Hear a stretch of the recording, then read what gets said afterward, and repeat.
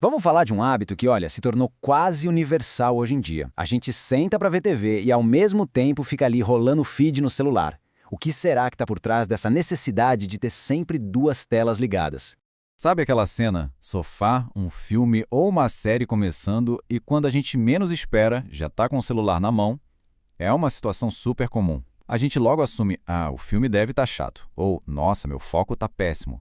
Mas a verdade por trás disso é bem mais complexa e surpreendente.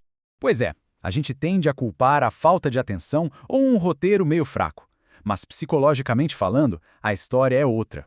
Não é que a mente está simplesmente distraída. Na verdade, ela está ativamente fugindo dos próprios pensamentos e tentando silenciar um certo desconforto que vem de dentro.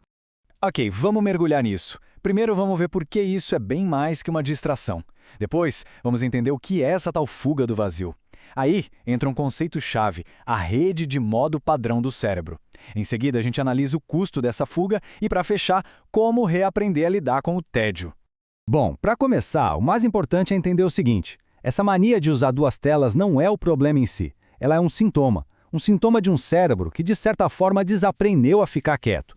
E essa frase aqui, ela resume tudo perfeitamente. O que parece ser só uma busca por mais entretenimento, na verdade, é uma batalha interna. Uma luta para não ouvir o que a nossa própria mente tem a dizer assim que a gente desacelera um pouquinho. E claro, o contexto importa muito. A gente vive num verdadeiro oceano de estímulos, é informação por todo lado.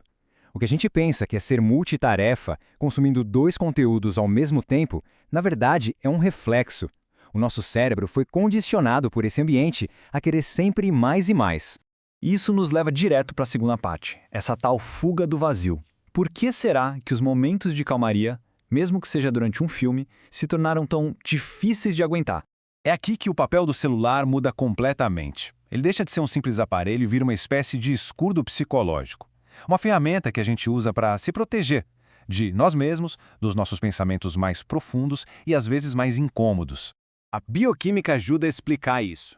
Cada notificação, cada post novo, libera um pouquinho de dopamina no cérebro. É um neurotransmissor do prazer. Então, ao usar a TV e o celular juntos, o cérebro recebe uma dose dupla e ele acaba aprendendo a ser meio ganancioso por essa recompensa fácil e constante. E essa busca tem raízes evolutivas, sabe? É um descompasso. Antigamente, procurar novos estímulos no ambiente era uma questão de sobrevivência. Hoje, o nosso cérebro primitivo ainda encara essa enxurrada de informações digitais com a mesma urgência, o que acaba nos prendendo nesse ciclo. Mas a coisa vai ainda mais fundo. A neurociência mostra que existe um mecanismo específico no nosso cérebro por trás de tudo isso. Uma engrenagem que liga justamente quando a gente fica entediado. É a chamada rede de modo padrão, ou Default Mode Network. Essa rede de neurônios entra em ação quando a mente não está focada em nada específico lá fora, quando ela está livre para vagar. Tipo, naquela cena mais lenta de um filme, sabe? Quando o cérebro dá uma relaxada. E o que essa rede faz? Bom, ela é responsável por processar emoções, memórias, conectar ideias, e é ela que nos faz refletir sobre a vida. E é exatamente aí que mora o perigo, entre aspas. É quando surgem aquelas perguntinhas. O que eu estou fazendo da minha vida? Será que eu estou no caminho certo? E aqui está o pulo do gato. O impulso de pegar o celular não vem da distração. Ele vem de um leve pânico. O pânico de ter que encarar as respostas para essas perguntas. E aí, o celular se torna a rota de fuga perfeita. Uma anestesia para calar essa voz interna. Ok, vamos seguir em frente porque essa fuga constante, claro, tem um preço. O que acontece com o cérebro que nunca tem um momento de descanso de verdade, que está sempre dividido? Alguns pesquisadores usam um termo bem forte para descrever o resultado, brain rot, que seria algo como apodrecimento cerebral. É um termo chocante, mas ele ilustra bem a degradação da nossa capacidade cognitiva quando a atenção está sempre fragmentada. E os dados mostram isso claramente. A nossa capacidade média de atenção despencou.